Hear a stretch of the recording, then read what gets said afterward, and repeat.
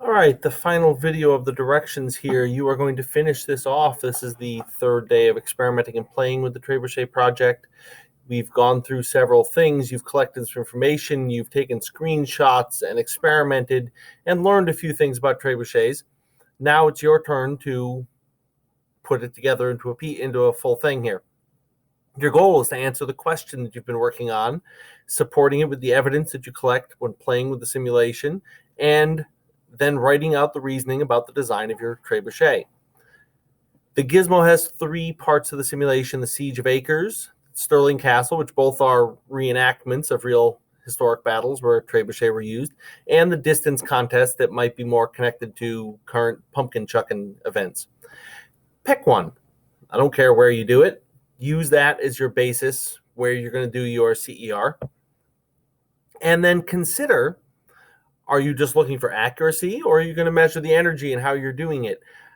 How much energy is converted in the system? So how are you measuring the potential and the kinetic energy of the projectile? How efficient is the trebuchet at converting energy, which is related to the previous one? What specific changes are you making?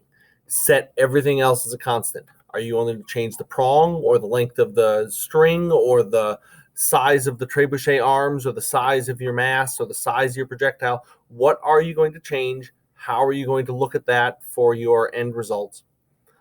What are you going to measure? Put the grid up there, measure the distances, record some data, and when recording, make a table, organize it, make sure it's labeled and clearly done. The table can be nice and organized and put with your CER, and then referred to as this piece of evidence refers to this column.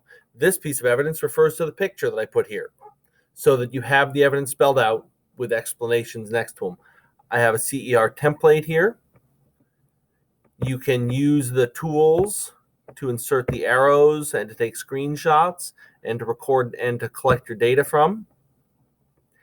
And when using this template, as it loads,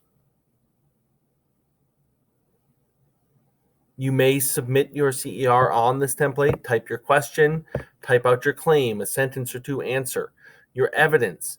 This is the data or the screenshot or the very specific information. It could refer to a column in your data table of information you've collected.